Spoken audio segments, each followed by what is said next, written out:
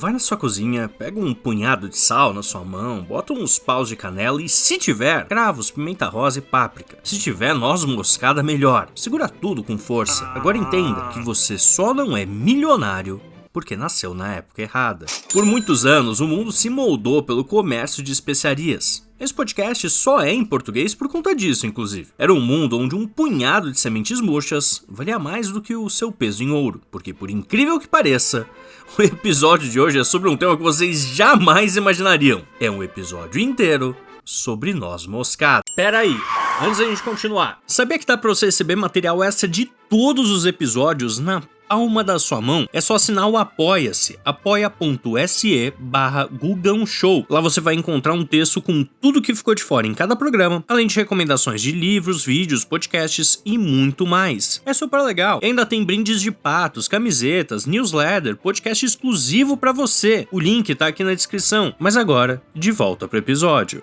No século XVII, esse pequeno caroço rugoso era o objeto de desejo mais cobiçado da Europa, a ponto de mudar o curso da história e o desenho dos mapas globais. Mas também tão gostoso no molho branco. Naquela época, os médicos de Londres espalharam o boato de que a noz moscada era a única cura garantida para a peste bubônica, a pestilência pestífera, que começava com um espirro e terminava em um funeral. Tinha até ditado: alegre no almoço e morto na janta, de tão rápido que a doença se espalhava. Sendo assim, da noite pro dia, o que antes servia para tratar gases e resfriados, tornou-se o bilhete para a fortuna eterna. Porque, honestamente, a medicina da época era só ficar jogando um monte de macarrão na parede até um deles colar. O livro Dietary of Health, do Andrew Bord, foi o maior defensor medicinal, dizendo que a noz confortava a visão e o cérebro, limpava o estômago e o baço, além de combater o fluxo sangrento, nome dado à disenteria. O que é uma informação que eu quis adicionar sem segundas intenções, como, por exemplo, seria contar que o Andrew Bord era um monge que foi expulso e morreu em desonra depois de ter sido pego com 3 amantes no quarto.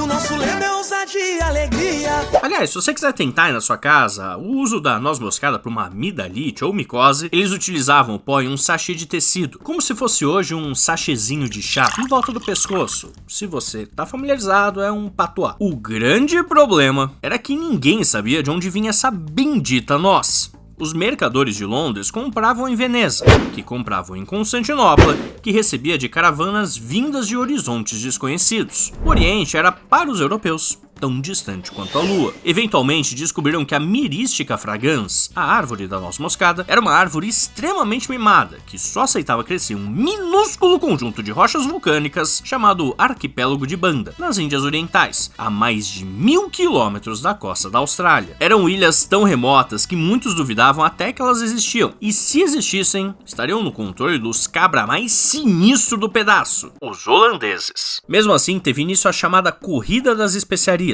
Estaleiros na Inglaterra, Espanha e Portugal fervilhavam na tentativa de construir navios capazes de cruzar oceanos desconhecidos. A viagem era um pesadelo, como toda viagem na época. Mas ainda pior, 1 em cada 3 navios se perdia em tempestades terríveis, e os tripulantes que não morriam de escorbuto eram dizimados pela disenteria. Na famosa viagem de Fernão de Magalhães pelas Américas, rumo às Ilhas de Banda, a tripulação passou tanta fome que comeu pó de biscoito infestado de vermes e que cheirava a urina. Você é vergonha da profissão! Quando isso acabou, eles tiraram tiras de couro que amarravam as cordas do navio, deixaram de molho no mar por 4 ou 5 dias para amolecer e mastigaram. Mas o lucro justificava o horror. Em Banda, 10 libras de noz moscada custavam menos de 1 centavo inglês. Em Londres, o mesmo saco era vendido com um lucro inacreditável de 60.000%. Um pequeno estoque pessoal era suficiente para um marinheiro se aposentar com uma casa de luxo e criados. A única coisa parecida era a CDB do Banco Master. O medo do contrabando era tanto que foram criados macacões especiais para os trabalhadores nas docas, feitos de lona colada e sem bolsos, para diminuir ao máximo a possibilidade de roubo. Os ingleses, desesperados para cortar caminho e evitar os portugueses, que já dominavam a Rota do Sul, tentaram ideias absurdas como navegar pelo Polo Norte. Eles achavam que o topo do mundo era um mar circular aberto que levaria direto às ilhas tropicais. A viagem foi liderada pelo Sir Hugh Willoughby, que não sabia nada de navegação. Quando os navios de resgate encontraram os restos da frota, anos depois na costa russa, encontraram os marinheiros perfeitamente congelados, como estátuas de gelo, alguns sentados à mesa, com a colher na boca e prato na mão, e o próprio capitão congelado com a caneta ainda na mão, diante de seu diário de bordo. Lembrando,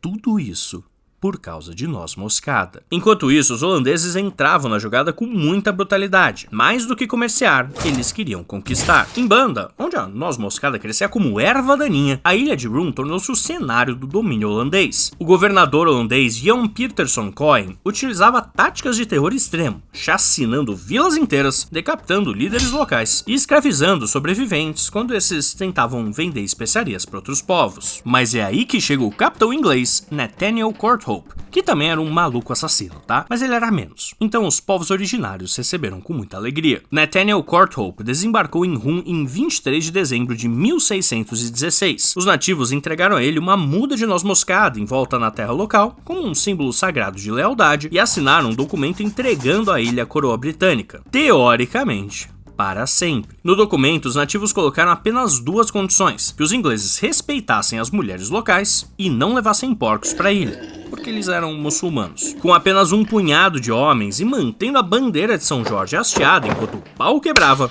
Courthope defendeu a ilha contra os holandeses por 4 anos. Quando as chuvas de monção falharam em 1618, as cisternas ficaram tão infestadas de parasitas e vermes tropicais que os homens de Courthope tinham que beber a água com os dentes cerrados, usando a própria boca como peneira para filtrar as criaturas. Desculpa por ter adicionado esse detalhe. A resistência de Courthope em Rum foi o que deu à Inglaterra uma moeda de troca valiosa, mesmo que não tenha durado para sempre. Courthope foi traído por um espião holandês infiltrado que revelou seus movimentos. Ele foi emboscado em seu barco à noite por uma frota armada holandesa. Courthope revidou tiro por tiro até que sua arma falhou e travou. Sem poder lutar, ele levou um tiro no peito e saltou no mar, afundando com o peso de suas roupas e armas. Para garantir que os ingleses nunca mais pudessem se aproveitar da ilha de Rum, os holandeses decidiram simplesmente erradicar a riqueza do local. Eles arrancaram e cortaram todas as árvores de noz moscada da ilha, queimando a vegetação até as raízes, transformando o pedaço de terra mais valioso do mundo em uma rocha completamente estéril e desabitada. O que pode passar a impressão errônea de que a guerra é fruto da profunda estupidez humana sem sentido algum.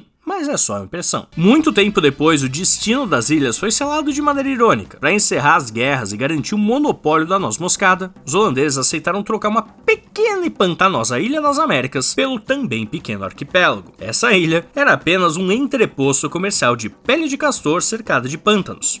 Mas hoje, conhecemos como Manhattan, e um temperinho acabou criando Nova York. Hoje Rum é um local esquecido pelos mapas e pelos livros de história, onde pescadores ainda encontram moedas antigas e balas de mosquete nos jardins. Seus habitantes talvez nem se lembrem que vivem em cima do que já foi o pedaço de terra mais valioso do planeta. Já o outro lado da troca talvez tenha se dado um pouco melhor. Nova York é hoje uma das cidades mais ricas do mundo. Eles devem ter noz moscada pra caramba. Esse podcast foi produzido totalmente pela Dois Patinhos, e sendo assim, por mim, Gustavo Belchansky, o Gugão Show. Se você quer levar a comunicação da sua empresa para outro nível, me mande uma mensagem no Instagram. A gente faz todo tipo de solução para vídeos curtos. E se você gostou desse episódio, eu sei que você gostou porque é bom demais, avalie com 5 estrelas, siga o programa e nos vemos no próximo episódio.